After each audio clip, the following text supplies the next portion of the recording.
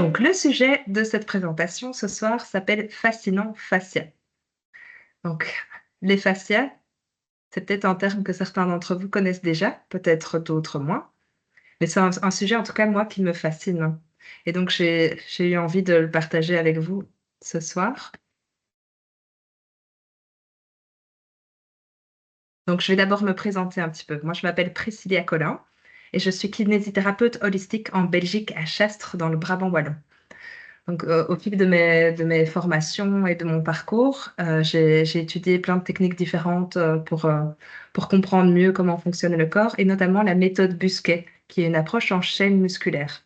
J'en parlerai prochainement. J'ai une autre activité qui sera sur le mal de dos, dans lequel j'aborderai plus précisément cette approche en chaîne musculaire du corps. Mais les fascias sont vraiment la clé pour parler de ce sujet. Donc, c'est pour ça qu'aujourd'hui, je partage cette conférence avec vous.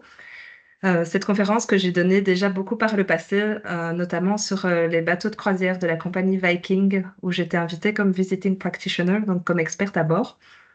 Et donc, j'ai eu l'occasion de donner cette conférence à de nombreuses reprises, et elle a toujours eu un grand succès. Donc, aujourd'hui, j'ai à cœur de la partager au plus grand monde. Je suis également formatrice en gestion du stress pour une ASBL en Belgique à Namur qui fait de la réinsertion socio-professionnelle. Et j'organise des ateliers holistiques une fois par mois, un samedi matin, qui s'appelle Rendez-vous bien-être. Il y a à chaque fois un thème différent. Donc, entrons dans le vif du sujet. Donc, notre corps est composé de différents systèmes. Je suis persuadée que tout le monde ici présent connaît le système squelettique. Celui-là, on le connaît en général. Le système vasculaire est également un système assez bien connu. Il parcourt tous nos organes. Le système lymphatique l'est Tu parfois un regardes? petit peu moins. Tu veux la regarder, maman? Tu sais pas mettre sur l'écran? Je peux mettre ça en compétence. À côté du micro, là. Le système et de système immunitaire de notre corps. Le système musculaire, ça on connaît bien aussi, hein, tous nos beaux muscles qui nous permettent de bouger au quotidien.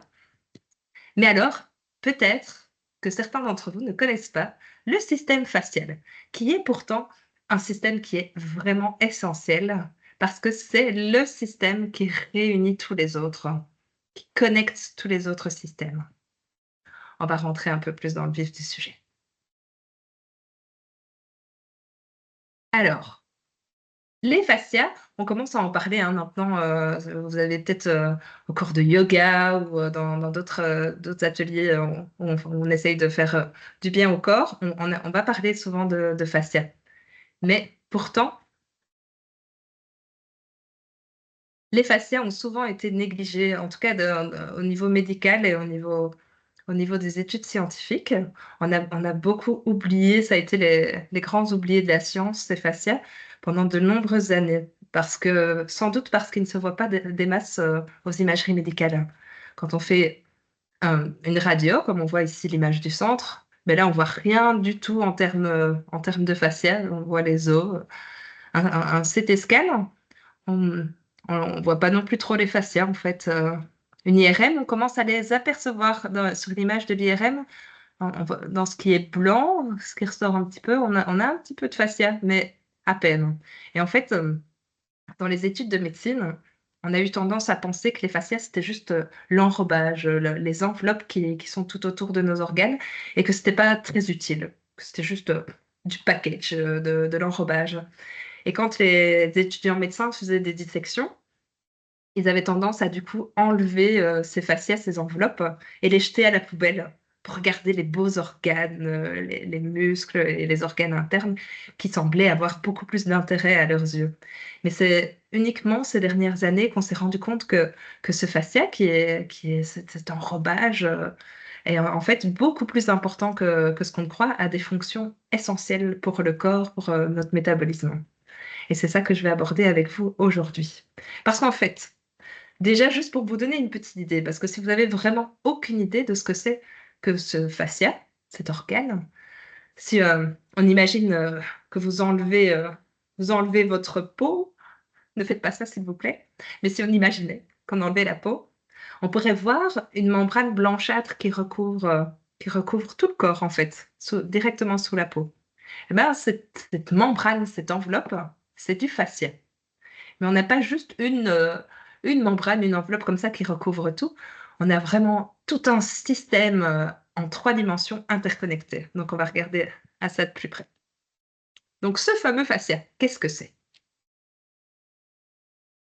Le fascia, en fait, on l'appelle aussi le tissu conjonctif. En médecine, on va parler aussi parfois d'aponévrose.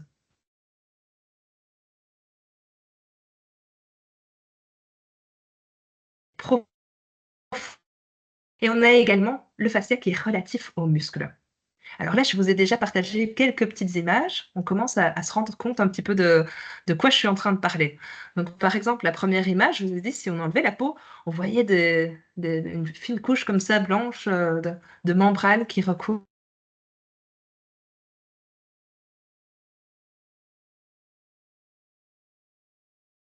les muscles et qui les connecte. Alors,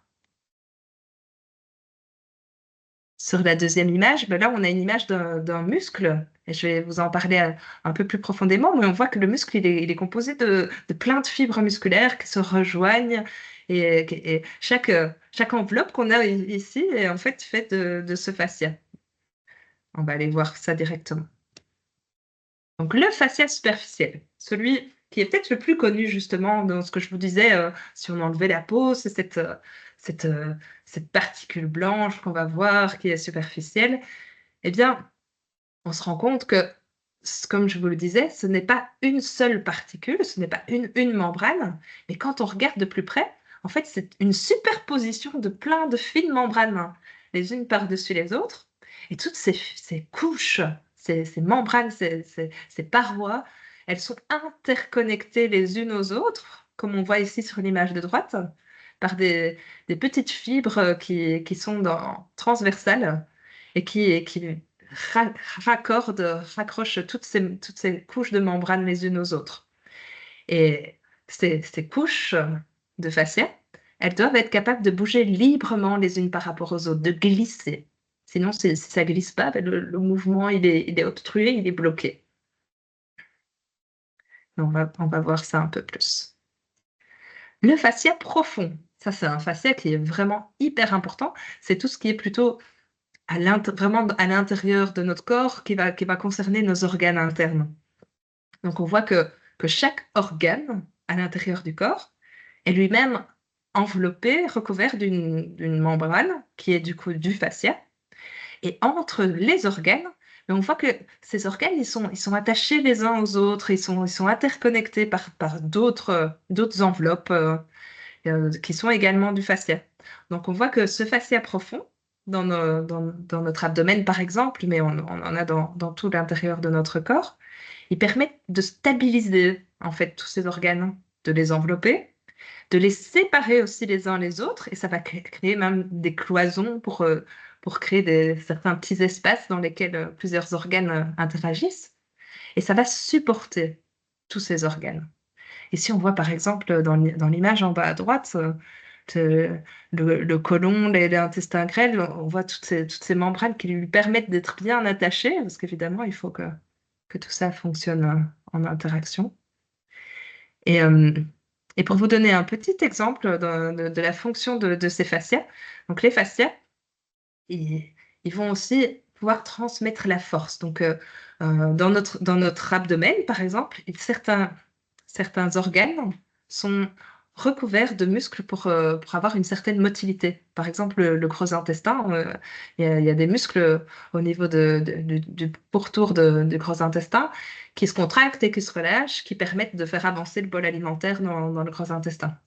Eh bien, ce mouvement des muscles des gros intestins, par exemple, comme le gros intestin est rattaché à d'autres organes via ses fascias, ça va créer un rythme, un mouvement qui va finalement un peu masser les organes autour et qui vont, entre autres, venir créer des petites pressions le- sur la vésicule biliaire pour qu'elle sécrète de la bile. On ne s'en rend pas compte, mais c'est une utilité vraiment importante du fascia, par exemple, dans notre abdomen. Alors, le fascia relatif aux muscles, il est vraiment très, très important. Parce qu'en fait, on aime bien comparer un muscle à un pamplemousse. Donc, vous voyez, en bas à droite, il y a l'image d'un muscle qui a été découpé. Et puis, juste à côté, l'image d'un pamplemousse qui est également découpé en deux. Et du coup, quand on voit un pamplemousse, ben, vous voyez qu'on a tous des quartiers de ce pamplemousse. On a la peau autour, mais entre la peau et les quartiers du pamplemousse, on a aussi déjà une couche de membrane blanchâtre. Et chaque quartier est délimité par une membrane. Et à l'intérieur de ce quartier, on a toutes des petites pulpes de ce pamplemousse, des fibres. Et chaque pulpe, si vous vous amusez à décortiquer ce pamplemousse, chaque pulpe est elle-même recouverte d'une toute fine membrane. Eh bien, c'est la même chose dans nos muscles. Et ces membranes, en fait, tous les êtres vivants ont des fascias. Donc ces membranes qui sont autour de la pulpe, mais aussi des quartiers et du pamplemousse, c'est le fascia du pamplemousse. Et à l'intérieur de notre corps, le muscle il est composé de la même façon. On a le muscle qui est lui-même enrobé d'un fascia, mais quand on regarde le muscle, chaque muscle est séparé par des cloisons. Et dans ces cloisons, qui sont du fascia, on a des fibres musculaires. Et du coup, chaque fibre musculaire est elle-même recouverte d'un fascia. Donc finalement, quand on parle de muscles, on devrait parler de muscles et de fascia. On va dire une contraction musculaire. Maintenant, le terme plus approprié est une contraction myofasciale. Myo pour le muscle, facial pour le fascia. Parce qu'on on ne peut pas parler de muscle sans parler de fascia, en fait. Parce que toutes ces parois qui sont autour du muscle lui-même, ce sont des fascias. Et d'ailleurs, je vous dis que la membrane qui est autour du muscle, c'est du fascia. Mais du coup, l'endroit où le muscle va s'attacher sur l'os, c'est le tendon. Et le tendon, du coup, c'est du fascia également. Donc, on voit au niveau musculaire, ce fascia, il divise, il compartimentalise, il sépare et il donne la structure au muscle. Et d'ailleurs, quand on fait du mouvement, par exemple, je vais vous donner le mouvement de sauter. Quand on saute, en fait, 2 tiers du mouvement est réalisé par le tendon d'Achille et un tiers seulement du mouvement est créé par la contraction du muscle lui-même. Donc, on voit déjà que le fascia, ben, c'est pas juste une enveloppe. Il a des fonctions et il a une fonction de contraction. Donc, ce fascia, c'est un réseau qui est interconnecté dans tout le corps. Là, j'ai repris une image à droite qui était donnée dans un documentaire d'Arte. Si vous avez l'occasion, il est assez sympa à voir. Si vous tapez sur YouTube documentaire Arte fascia, vous devriez encore le trouver. Parce que du coup, cette image à droite, elle représente vraiment un être humain où on a enlevé tout, on a gardé que les fascias. Donc c'est super intéressant parce qu'on voit que on reconnaît déjà très bien la personne, toute sa structure est vraiment créée par les fascias, et on se rend compte que ça fait un espèce de réseau en 3 dimensions, comme des toiles d'araignée qui vont dans tous les sens, avec des endroits, si vous voyez, si vous regardez un peu cette image, il y a des endroits où c'est plus dense que d'autres, il y a des endroits où c'est plus fin, d'autres où on dirait qu'il y a plus de couches les unes sur les autres, et ça fait quand même des, des circuits, on dirait, hein. Déjà, quand on observe ça, on voit que ces fascias qui sont en 3 dimensions, ils sont organisés d'une façon intelligente, en tout cas. Alors, je vais vous passer une petite vidéo que je trouvais assez intéressante pour déjà entrer en matière.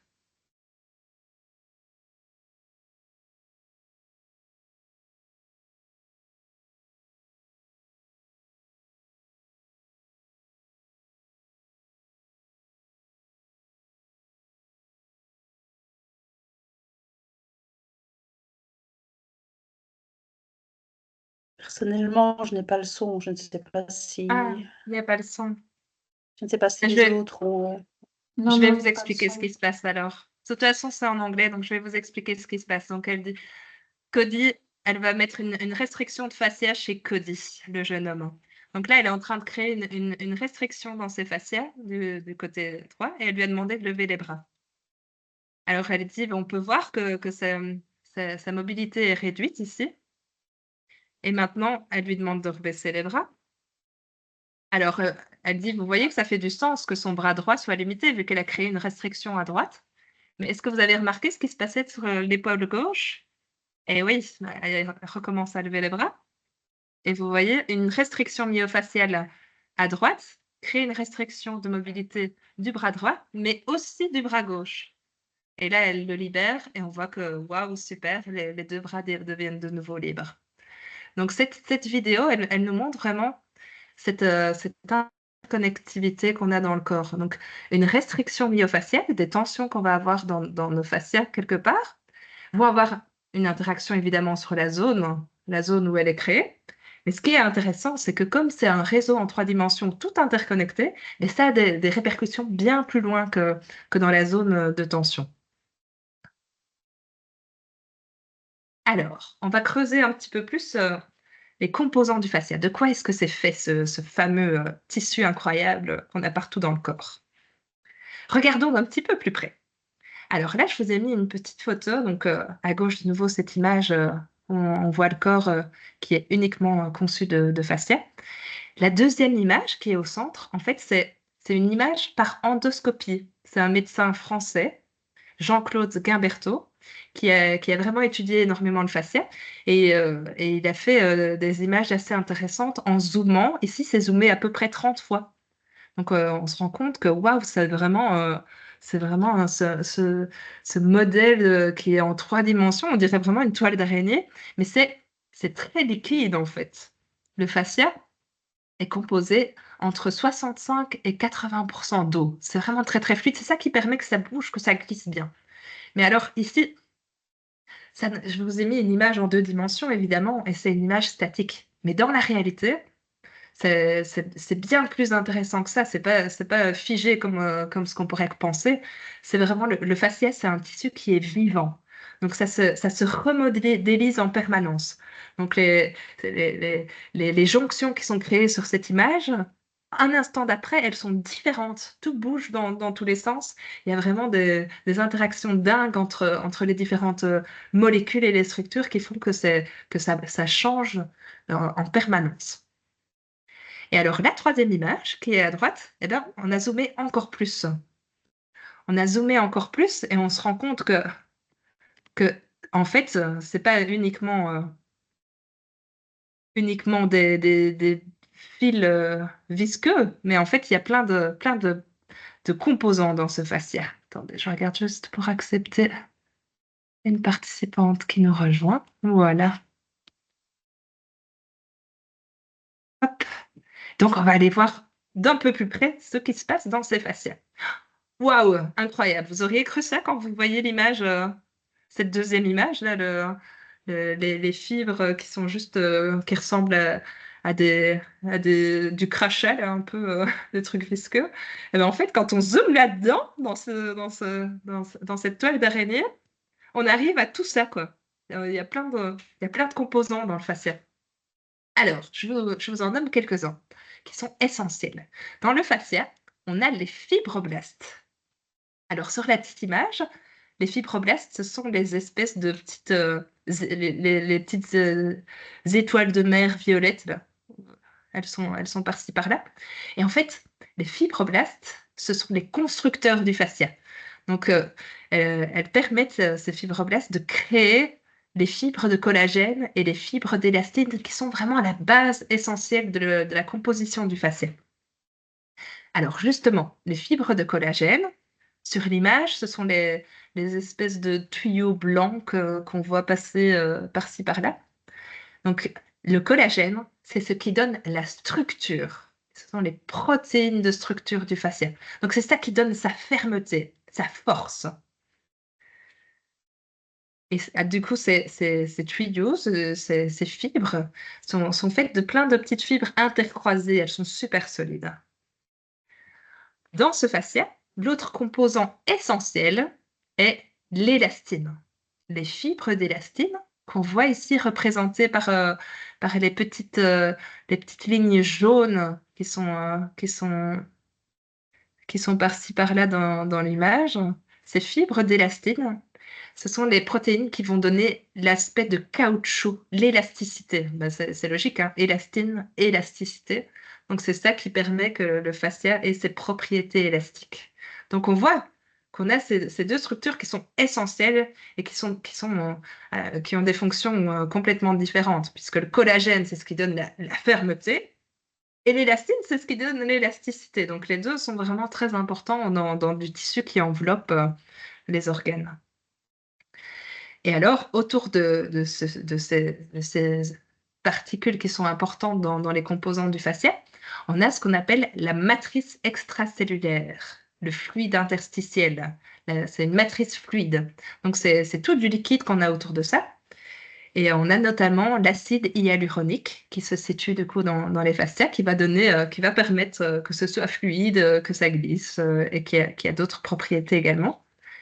Mais alors, on a aussi toutes sortes d'autres composants qui se retrouvent dans ces fascias, dans l'espace autour des fibres de collagène et d'élastine. On a les vaisseaux sanguins qui vont passer par là, les tout fins capillaires.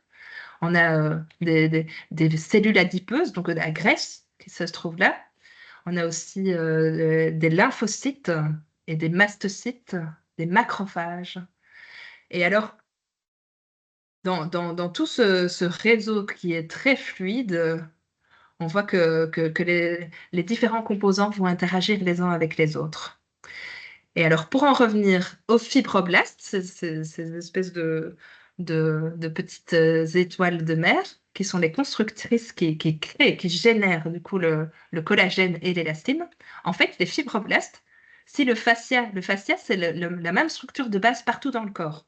Donc, vous avez vu l'image du corps entier, on voit qu'on en a vraiment partout. On en a partout, mais le fascia n'a pas les mêmes propriétés en fonction des zones du corps. Et c'est justement en fonction de la fonction d'un organe que les fibroblastes vont adapter le ratio de fibres de collagène et d'élastine. Je vous explique. En fait, dans notre corps, certains organes vont avoir plus besoin d'élasticité que d'autres, alors que certains ont vraiment besoin d'un aspect ferme. Et notamment la vessie, par exemple. La vessie, ben, elle a besoin d'énormément d'élastine pour pouvoir s'étendre pour contenir l'urine et puis revenir à sa taille de base. Donc, l'élastine est essentielle pour la paroi qui enveloppe la vessie, par exemple. Alors qu'un foie, par exemple, c'est pas un organe qui s'étend et qui a une fonction élastique. Donc, le foie est fait principalement de collagène, par exemple. Donc, en fonction des besoins liés à la fonction de l'organe, les fibroblastes, qui sont les constructeurs, vont favoriser la production de protéines de collagène ou plus la production de protéines d'élastine. C'est vraiment lié à la fonction. Et on voit aussi qu'il y a un aspect génétique dans nos gènes. Certaines personnes vont avoir un corps qui est plus riche en collagène et qui va permettre, par exemple, de soulever de la fonte. Les athlètes, en fait, ont intérêt à savoir un peu quel est leur type physiologique de fascia en fonction de leur gène, parce que certains vont avoir un corps tout à fait apte à soulever des charges lourdes, alors que d'autres vont être beaucoup plus efficaces pour faire du saut en hauteur, par exemple, parce qu'ils ont un super fascia riche en élastine. Voilà. Alors, mais j'aimerais vous parler brièvement des mastocytes. Donc, dans l'image ici des composants du fascia, eh ben, on voyait qu'on avait aussi ces petites cellules des mastocytes qui se trouvent dans ce fascia. Et le mastocyte, j'aime bien cette phrase qui dit que le mastocyte est au fascia ce que le chef d'orchestre est à une symphonie vivante. À chaque signal, le tissu danse ou se tend. Je vous explique un peu plus. Les mastocytes, en fait, ce sont un peu les gardes du corps de notre corps, de notre système digestif, de notre système respiratoire, de tout ce qui est en contact avec l'extérieur, en fait. Et en fonction de ce qu'ils vont repérer dans ce qui vient en contact avec le corps, les mastocytes vont décider de ce qui est dangereux ou non pour le corps.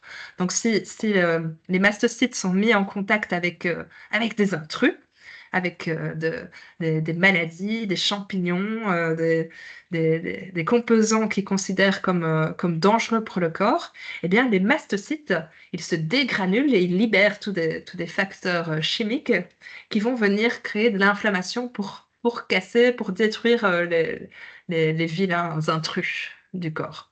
Et en fait, on peut dire du coup que les mastocytes sont un peu les gardes du corps de nos fascias.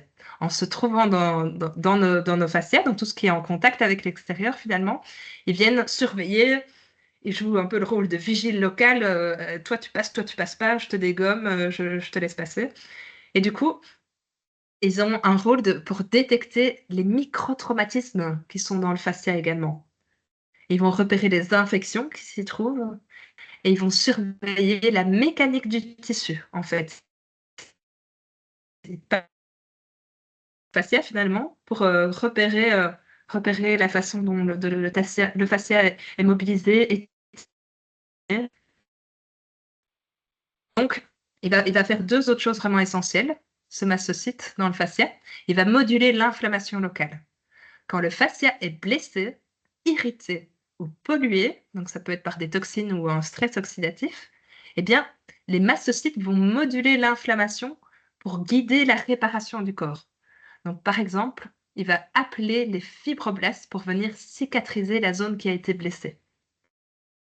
Et enfin, les mastocytes vont permettre, de nouveau en communication avec les autres composants du fascia, ils vont permettre d'adapter la mécanique tissulaire.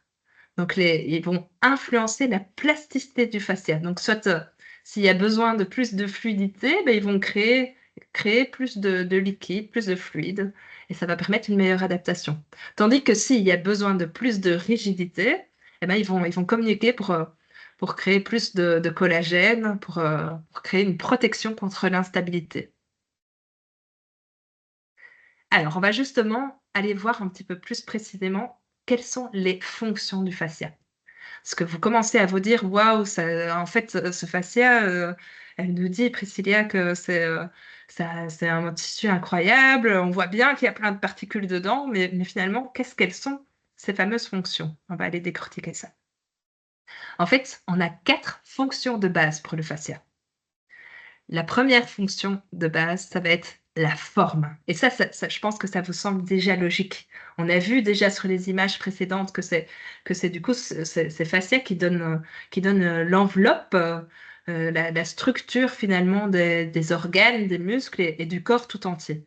Donc ça, c'est vraiment une fonction essentielle, donner la forme à nos organes, à nos muscles, à notre corps. Mais du coup, dans cette forme, le fascia a la fonction d'envelopper, mais aussi d'amortir, de protéger, de supporter les organes. Donc, c'est déjà plutôt sympa hein, comme fonction. La deuxième fonction du fascia, ça va être une fonction de mouvement. Je vous ai dit tout à l'heure, par exemple, en donnant l'exemple du tendon d'Achille, qui se contracterait à 2 tiers pour seulement 1 tiers du mouvement qui est généré par le muscle lui-même. Eh bien, les études actuelles sur les fascias nous montrent que ce tissu, les fascias, sont capables de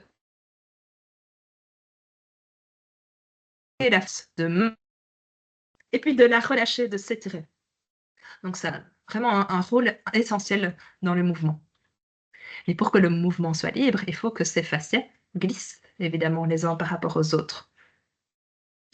La troisième fonction de base du fascia, c'est la fonction de communication. En fait, le fascia, c'est le meilleur organe sensoriel du corps, le plus grand organe sensoriel.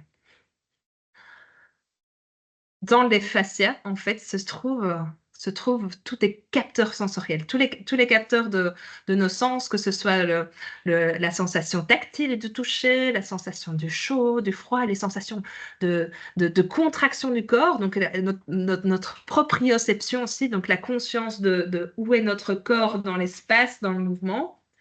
Toutes ces sensations, elles sont possibles grâce aux capteurs sensoriels qui sont situés dans nos fascias. Donc, on voit que qu'il y a vraiment des informations qui sont transférées de tout notre corps vers notre cerveau et vice-versa, grâce à ces fascias. Et aussi, je tiens aussi à préciser, le fascia est le tissu le plus innervé du corps. Ça veut dire qu'on a plein de terminaisons nerveuses qui se situent dans nos fascias. Alors, en fait, la réalité veut qu'on a 6 à 10 fois plus de terminaisons nerveuses dans le fascia que dans le muscle lui-même. Qu'est-ce que ça veut dire, ça? Les terminaisons nerveuses, ce sont ces petites terminaisons nerveuses qui donnent la sensibilité, mais qui donnent aussi l'information de douleur, par exemple. Et donc, ce que je vous dis là, c'est qu'on a beaucoup plus de ces petites terminaisons nerveuses dans le fascia lui-même qu'à l'intérieur du muscle. Donc, si le fascia est endommagé, si jamais il est collé, adhérent, ben, il va réveiller toutes les petites sensations désagréables de tous ces capteurs sensoriels, de ces terminaisons nerveuses. Et alors, la dernière fonction de base du fascia, c'est la fonction de provision. Donc, vous avez vu tout à l'heure, quand on a regardé tous les composants du fascia, en fait, on s'est rendu compte qu'il y avait vraiment plein de choses là-dedans. Donc, en fait, le fascia permet vraiment de métaboliser, de transporter les fluides et finalement d'approvisionner en nourriture tous les organes et les fascias eux-mêmes. Donc, c'est assez fou de se dire, pour un organe qu'on pensait être juste une enveloppe que les médecins avaient tendance à même pas regarder et acheter à la poubelle, finalement, on se rend compte qu'elle a vraiment des fonctions essentielles dans notre organisme. Ok, bon, maintenant je vous ai convaincu, j'imagine, que le fascia a des fonctions vraiment importantes pour le corps. Mais alors, qu'est-ce qui se passe quand ça bug?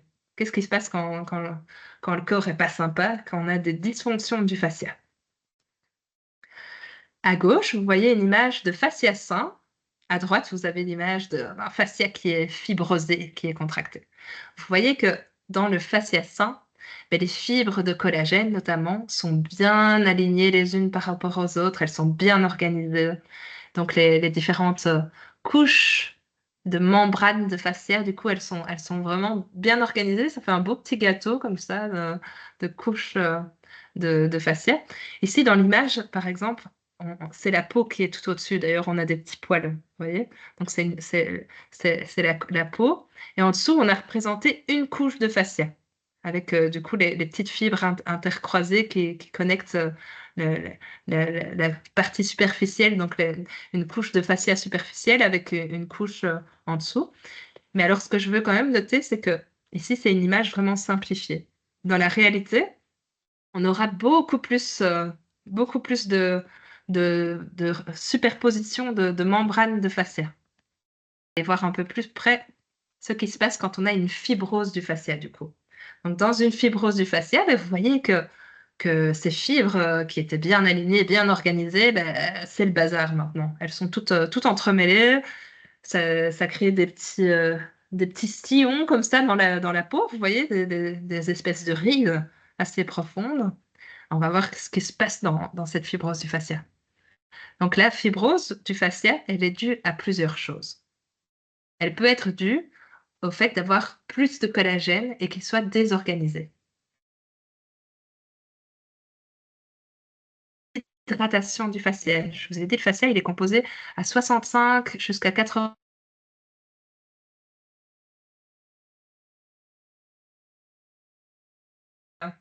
Ça crée des adhérences. En fait, le liquide qui est entre les différentes couches de fascia, à l'intérieur du fascia, qui contient aussi l'acide hyaluronique, quand il est composé à suffisamment d'eau, c'est bien fluide, ça glisse, c'est super, tout bouge bien.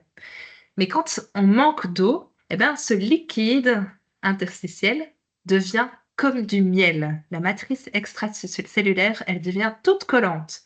Et ça crée des adhérences entre les différentes couches de fascia. Et dans cette adhérence, ben, on peut avoir ce qu'on appelle du coup fibrose. Ça s'attache, ça s'accroche. Et la dernière cause de fibrose, c'est quand le fascia se contracte de trop. On a vu que le fascia avait une capacité lui-même à se contracter, indépendante du muscle. Mais quand le fascia se contracte trop et de manière chronique trop longtemps, ben, ces contractions amènent une fibrose du fascia. On a différentes choses qui sont à l'origine de ces différents problèmes. On va regarder ça. Donc, le fait d'avoir du collagène en plus grand nombre et de manière désorganisée, et la déshydratation du fascia, ces deux facteurs vont être dus à différentes choses. Par exemple, le manque de mouvement. En anglais, il y a une expression qui est super sympa qui dit motion is lotion. Donc le mouvement crée le fluide. Et c'est vraiment ça. Dans notre corps, c'est le mouvement qui génère du liquide à l'intérieur de nos fascias. Donc ça, c'est vraiment super important d'en prendre conscience. Ça veut dire que la sédentarité, elle assèche nos tissus, elle assèche nos fascias et elle crée du coup des adhérences entre les différentes couches. Parce que si le fascia est déshydraté, eh bien, le liquide devient comme du miel et ça se colle. Donc, le manque de mouvement est une des causes de fibrose du fascia. Mais ça veut dire aussi que, par exemple, quelqu'un qui porte un plâtre pendant longtemps, la zone qui est dans le plâtre va être immobilisée et le fascia qui est dans cette zone va se coller. C'est pour ça que, par exemple, quelqu'un qui a un coude qui est coincé dans un plâtre à 90 degrés, mais quand on va enlever le plâtre, la personne, elle ne sait presque plus bouger son coude. Mais parce que tous les fascias se sont collés, ont créé toutes des adhérences. Donc, ça va être important à ce moment-là de redonner du mouvement, de renourrir ce tissu, ces fascias, pour que le fluide recommence à circuler et libérer tout ce qui a collé, adhéré. Mais également la cicatrisation après une blessure ou une chirurgie. Quand un tissu est blessé, eh bien, il va falloir cicatriser, évidemment. Mais du coup, pour cicatriser, pour permettre aux berges de la blessure d'être l'une contre l'autre, eh bien, nos fibroblastes vont créer des cellules de collagène en plus grand nombre pour venir tenir la structure bien proche, tenir les deux berges de la blessure proches l'une de l'autre pour permettre petit à petit au tissu de cicatriser. Donc, c'est super intéressant. Le fascia est vraiment un tissu qui est magnifique. Le corps est très intelligent. C'est super utile au moment aigu de la cicatrisation. Mais ces adhérences qui ont été créées par après, si on ne fait rien, elles ont tendance à rester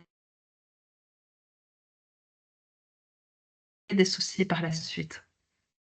Alors, évidemment, un manque d'apport d'eau va aussi créer une déshydratation du fascia. Donc, c'est essentiel de boire suffisamment d'eau. On le dit souvent que c'est important de bien boire, mais c'est peut-être la première fois qu'on vous explique que bien boire, c'est aussi important pour vos fascias. C'est vraiment essentiel. Et du coup, finalement, un autre facteur de déshydratation du fascia, c'est le vieillissement. Parce que quand on vieillit, le corps perd de sa capacité d'hydratation. Et c'est pour ça qu'on a des rides qui apparaissent. C'est parce que les fascias, comme sur l'image ici d'une fibrose, les fascias, en étant plus déshydratés, ben, ça crée des petits sillons dans la peau. Et alors, par rapport au fait que le fascia se contracte, eh bien, il y a deux facteurs essentiels qui vont amener la contraction du fascia.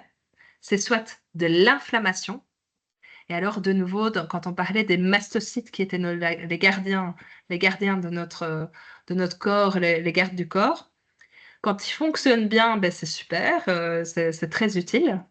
Mais chez certaines personnes, et notamment les personnes qui souffrent du syndrome d'activation mastocytaire aiguë, mais d'autres personnes également, les patients qui ont eu un Covid long, par exemple, vont avoir des soucis avec leurs mastocytes, ou les personnes qui ont la fibromyalgie, des douleurs chroniques.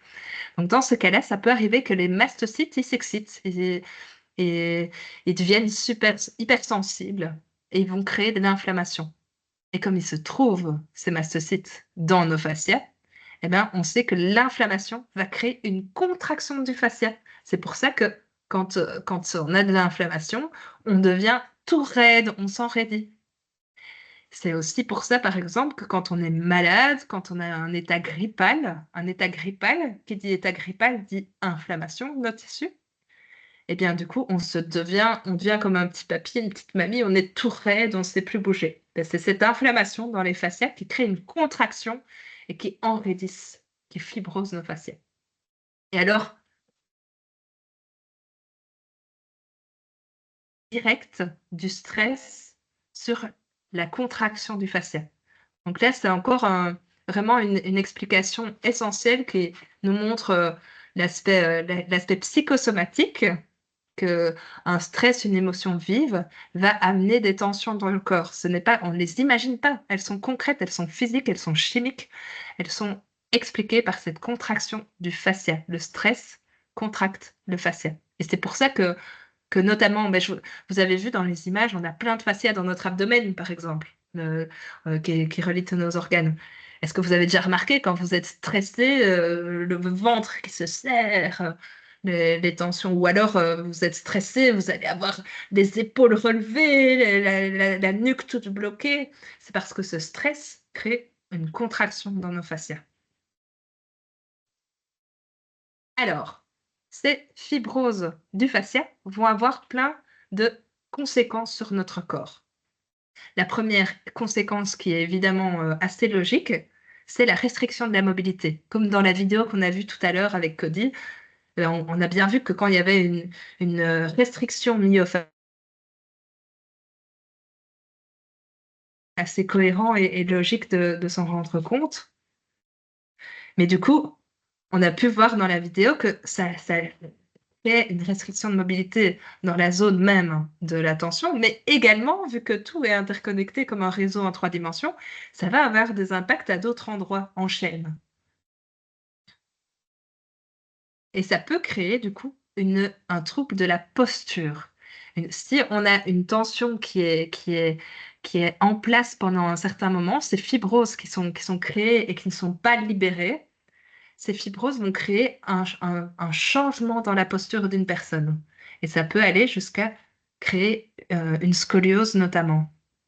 Et par exemple, dans la méthode Busquet, qui est une approche en chaîne musculaire avec laquelle je travaille et qui sera le sujet de la conférence que je donnerai prochainement, en fait, Léopold Busquet, il a étudié l'impact justement des tensions viscérales, donc des tensions qu'on a dans nos organes internes, sur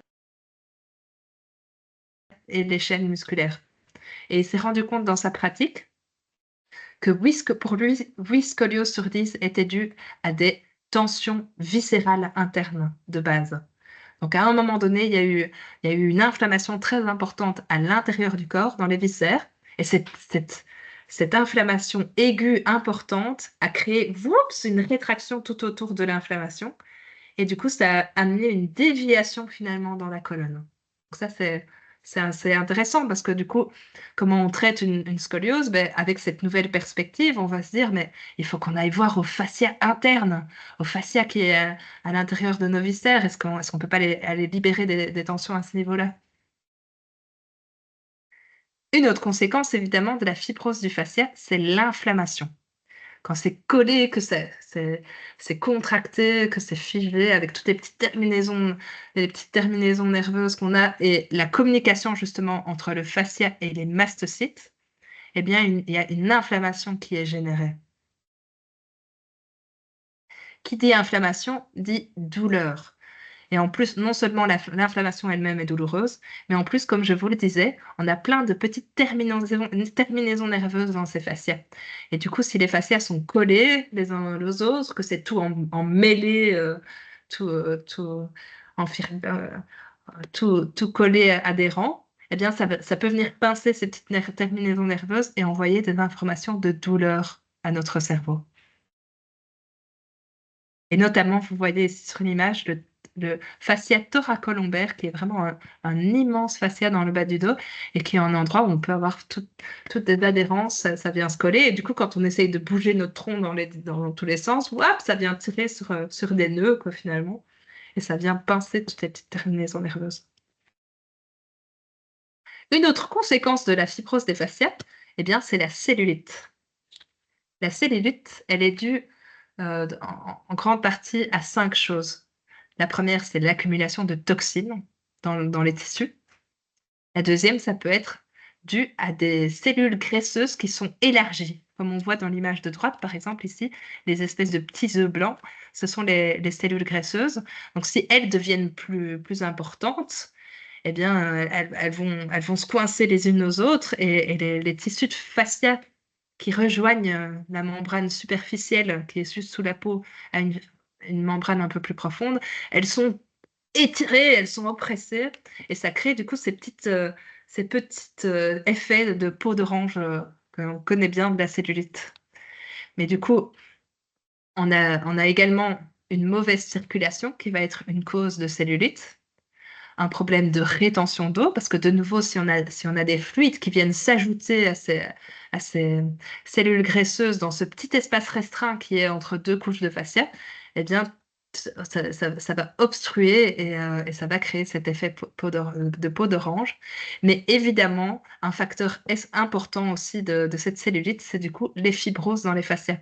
Parce que si on a des fibroses, ben, on a encore moins d'espace entre les différentes couches. Et du coup, les cellules graisseuses, elles sont coincées, stockées. On n'arrive plus à les éliminer. Donc, dans le traitement de la cellulite, c'est important aussi de penser à libérer les adhérences, les fibroses dans les fascias, par exemple. Une autre conséquence, un peu dans le même ordre d'idée, de ces fibroses de fascia, ça va être des gonflements majorés quand on a des problèmes d'œdème, de rétention d'eau. Mais justement, dans l'espace interstitiel, entre les différentes couches de fascia, où on avait notamment les cellules graisseuses, c'est là qu'on a aussi la possibilité d'avoir une accumulation de fluide en cas d'œdème. Et ces fluides, si tout va bien, chez la plupart des gens, ce fluide, ce liquide lymphatique, il est réceptionné par des cellules qu'on appelle les glycosaminoglycans. C'est des espèces de petites éponges qui se trouvent dans nos fascias, qui viennent capter le fluide, le liquide de l'œdème, et puis qui vont aller faire leur chemin pour trouver un vaisseau lymphatique pour, tirer la chasse et évacuer tout ça. Mais quand l'espace entre les fascias est tout comprimé à cause d'adhérence, eh bien, ces petites cellules, ces petites éponges, elles ont du mal à trouver le chemin pour aller vers un vaisseau lymphatique. Et en chemin, elles se gonflent de plus en plus d'eau, elles deviennent énormes.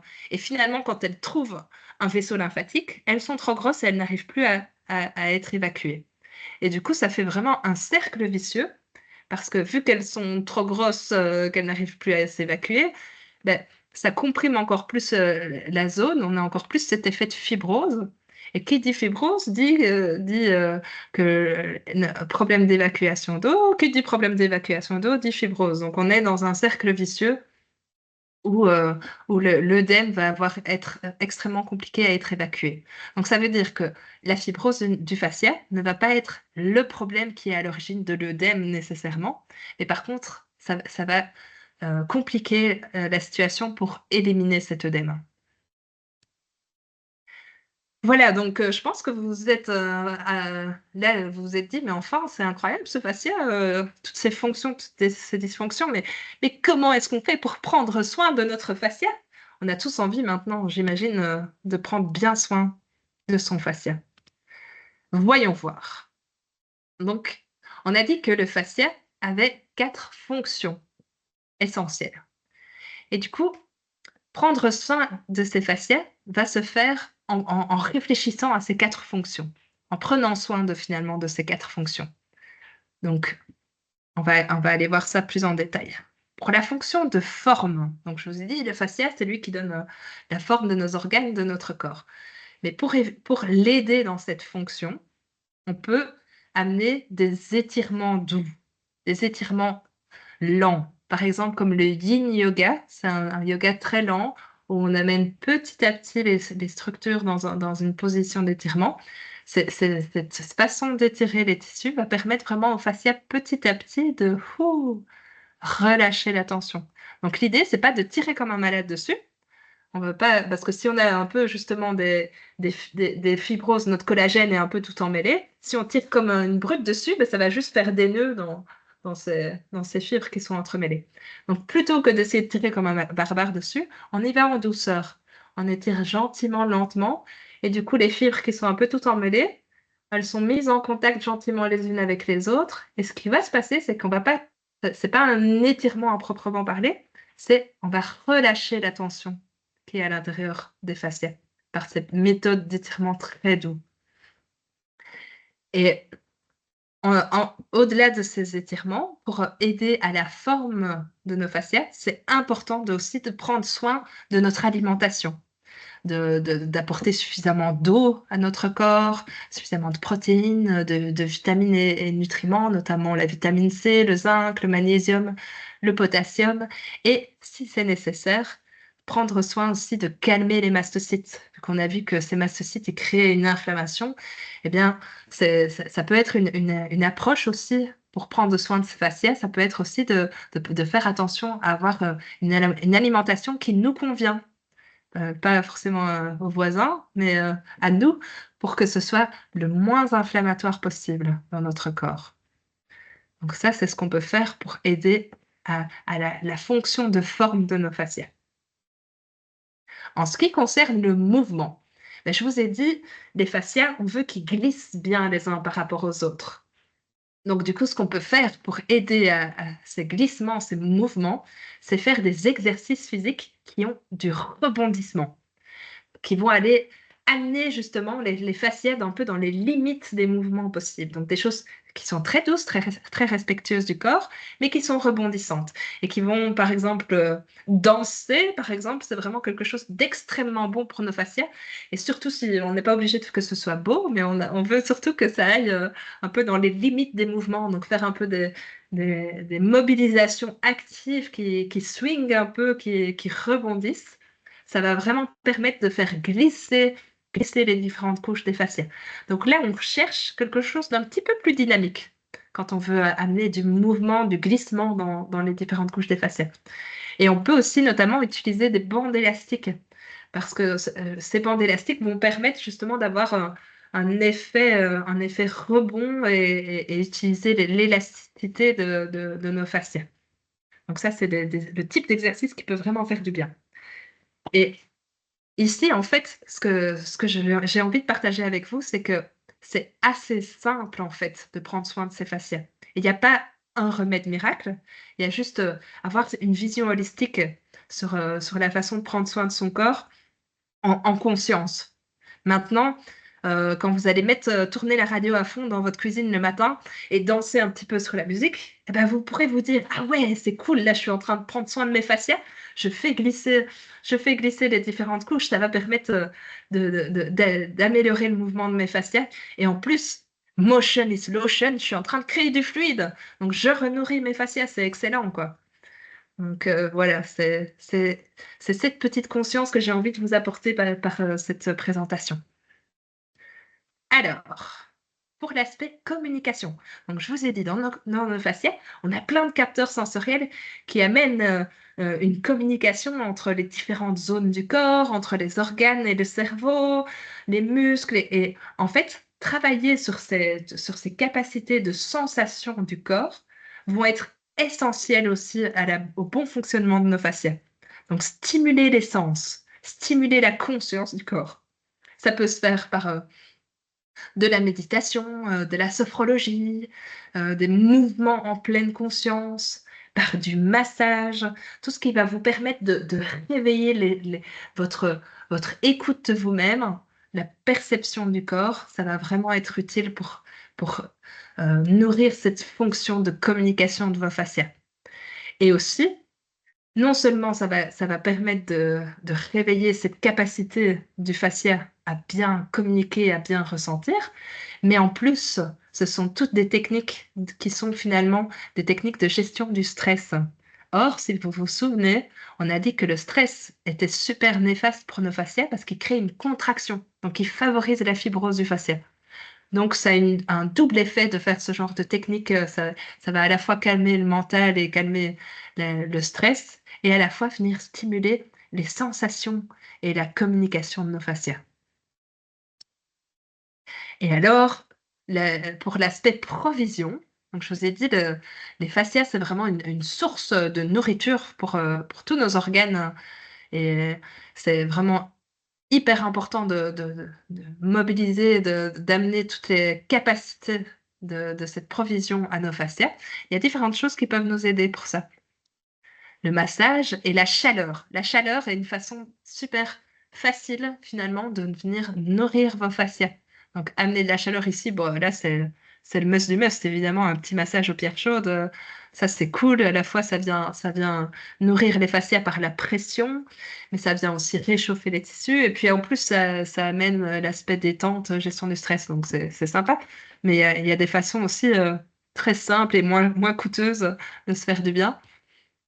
On a les ventouses aussi, notamment les ventouses, quand on les utilise de manière glissée sur le corps, donc c'est-à-dire qu'on met un petit peu d'huile sur le corps, on place une ventouse et on la déplace, eh bien ça va permettre plusieurs actions. Ça vient aspirer les fluides, donc ça va venir nourrir les fascias, mais en plus, en déplaçant la ventouse de cette façon, ça décolle les petites adhérences qu'on a entre les différentes couches de fascia. Donc moi, j'apprécie énormément l'utilisation des ventouses pour ça. Mais à savoir que ici dans l'image, on voit que la personne est toute rouge. C'était pour un peu montrer qu'on est passé avec la ventouse. Mais c'est pas nécessaire de faire ça comme un barbare. Et ça ne va, si on le fait en douceur, ça va déjà vraiment faire du bien pour décrocher un peu les petites adhérences et ça ne laissera aucune marque sur la peau.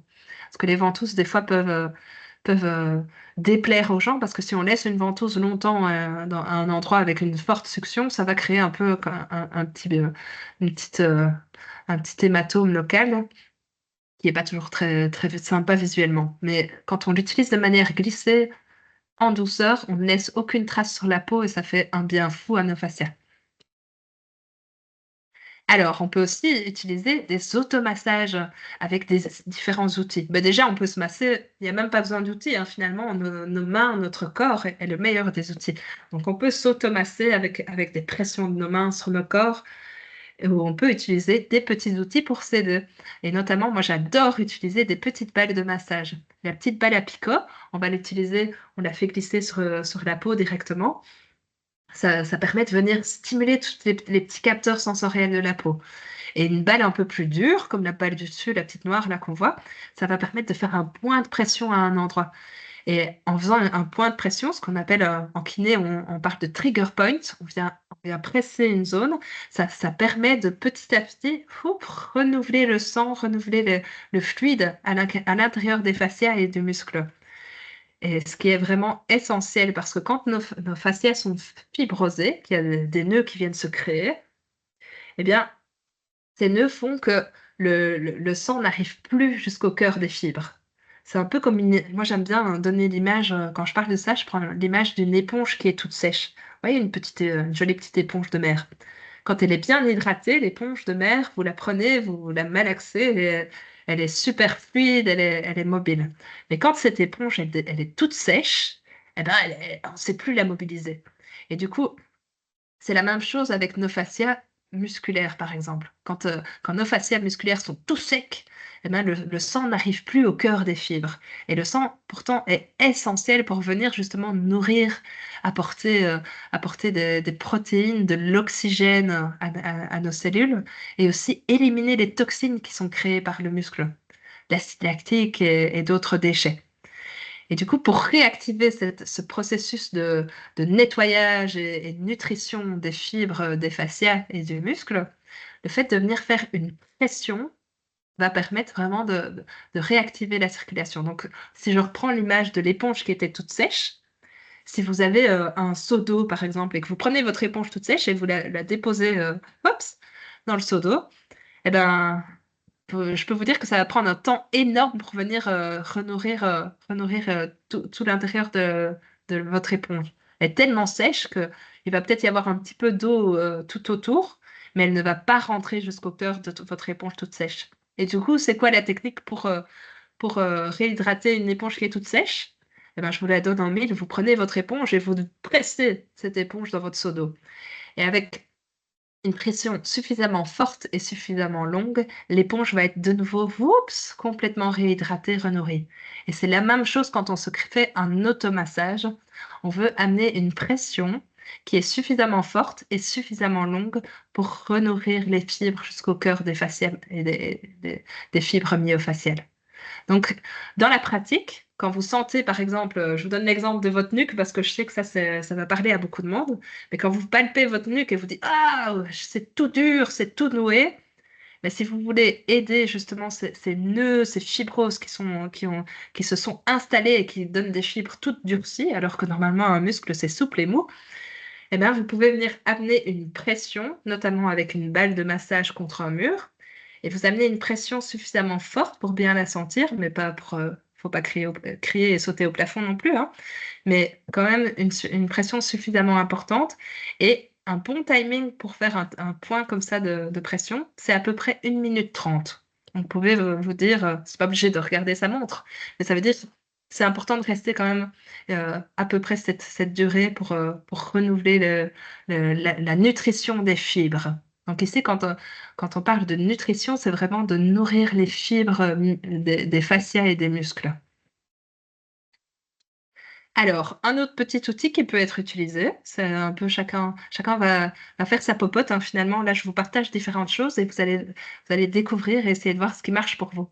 Mais un outil qui peut être sympa, c'est ce fameux tapis d'acupression. La marque connue, c'est Chantefleur, mais en fait, elle a rien de plus intéressante qu'une marque générique qui coûterait 10 fois moins cher. Parce que l'idée, c'est juste d'avoir des petits picots. Vous voyez, c'est un tapis avec tous des petits picots. Ça fait un peu le tapis de Saphir. Donc, donc, on se couche, par exemple, on peut l'utiliser pour le dos, ou pour la nuque, ou pour le crâne. Moi, j'aime bien l'utiliser pour mon crâne. Donc, on se couche dessus et on reste un moment. Et en fait, ça va réactiver la circulation. D'ailleurs, quand on se relève, on est tout rouge. C'est parce que le sang circule. Et si le sang circule, eh bien, bingo, vous nourrissez votre tissu. Donc, ce tapis d'acupression, pour moi, le côté marketing où on vous dit que ça va stimuler les points d'acupuncture, pour moi, ça c'est du bluff. C'est pas vrai. Quand vous allez chez un acupuncteur, il ne stimule pas 150 points en même temps. Donc, c'est pas ça l'effet bénéfique. Mais par contre, pour moi, ça a un réel effet bénéfique parce que ça vient renourrir les fascias. Mais à tester, il y a des gens qui aiment bien, d'autres qui n'aiment pas. Vous pouvez la première fois mettre un petit tissu fin, un petit t-shirt, parce que c'est parfois un peu étonnant comme sensation, ça pique, quoi. Et puis rester juste 1 minute ou deux, et puis au fur et à mesure que vous l'utilisez, vous arriverez à rester plus longtemps, et ça peut même avoir un effet très relaxant quand on s'y habitue. Alors, la brosse sèche, c'est aussi quelque chose qui peut être très utile pour aider l'aspect provision de vos fascias. Et notamment parce que la brosse sèche, si on l'utilise bien, elle va faire un drainage lymphatique. Et du coup, en drainant le fluide qui est dans nos tissus, ça va permettre d'avoir moins cette accumulation et ce cercle vicieux dont je vous ai parlé tout à l'heure. Si le fluide est coincé dans nos fascias, ben, ça circule plus bien, tout est congestionné. Donc, réactiver la circulation lymphatique va faire un bien énorme à vos fascias. Et ça va aussi l'action de la brosse sèche, quand on masse le corps avec, ça réchauffe aussi la zone. Donc en chauffant, ça amène aussi de la détente dans les fascias. Et finalement, l'outil le plus basique, mais qui est finalement très sympa, une bouillotte. Parce que la chaleur aide à détendre la tension des fascias. Le froid, à l'inverse, crée une contraction des fascias. Donc, quand on veut plutôt amener de la détente, une bonne bouillotte d'eau chaude ou un bon bain avec du sel d'Epsom, par exemple, ça c'est extra pour nos fascias. Le sel d'Epsom, il est riche en magnésium. Donc ça peut être aussi une façon de se faire du bien. Et alors si vous mettez une petite musique douce et une petite ambiance sympa, ça va être encore plus bénéfique parce que vous allez apaiser votre stress. Voilà. Ouf, on arrive au bout de cette présentation. Donc, moi, j'ai un petit dicton que j'aime bien dire une fois qu'on a compris tout ce qui se passe dans notre corps avec ces fascias. C'est le dicton qu'on connaît bien, la mens sana in corpore sano, un esprit sain dans un corps sain. Maintenant qu'on connaît nos fascias, on peut aller un petit peu plus loin en disant corpore sano in fascia sana, un corps sain dans un fascia sain. Donc, merci à tous, à toutes de m'avoir écouté ce soir. C'est un peu bizarre pour moi, c'est une première de faire un webinaire en live. D'habitude, j'aime bien d'avoir un public devant moi et de partager en présentiel, mais j'avais envie, pour une fois de pouvoir étendre ces connaissances et les partager à des gens qui sont peut-être situés plus loin ou qui n'ont pas eu l'occasion de venir en présentiel quand j'ai donné la conférence dernièrement. Donc, libérez vos fascias pour franchir tous les obstacles. Regardez ce petit escargot comme il a l'air si heureux de pouvoir... Et là, lui, il n'a pas trop de fibrose dans ses fascias. Trop bien, quoi. Alors, vous voulez en savoir un peu plus? Vous pouvez faire je- Donc, j'ai enregistré ici, si tout se passe bien, c'est enregistré. Donc, vous pourrez revoir en replay cette présentation. Mais des lectures qui peuvent être intéressantes parce que je pense que notre santé, c'est vraiment important de la prendre en charge par soi-même, de comprendre comment le corps fonctionne. Et à l'heure d'aujourd'hui, on a vraiment intérêt à aller plus vers ça parce qu'on vit dans une société qui est plongée dans le stress moral, émotionnel, mais même les stress chimiques avec tous les pesticides, les perturbateurs endocriniens. Donc nos corps sont vraiment amenés à vivre plein de bouleversements et le métabolisme qui était peut-être super efficace jusque-là, chez beaucoup de personnes se trouve complètement perturbé et on voit de plus en plus de maladies inflammatoires, de douleurs chroniques apparaître. Et donc je pense que c'est vraiment essentiel de chacun comprendre, essayer d'analyser le fonctionnement de son propre corps. Et il ne faut pas être médecin pour avoir accès aux connaissances. Je pense que la connaissance, elle doit être libre d'être partagée à tout le monde. Et c'est pour ça que j'ai à cœur de donner des conférences et des ateliers. Mais vous pouvez aussi approfondir vos recherches sur Internet ou via des lectures.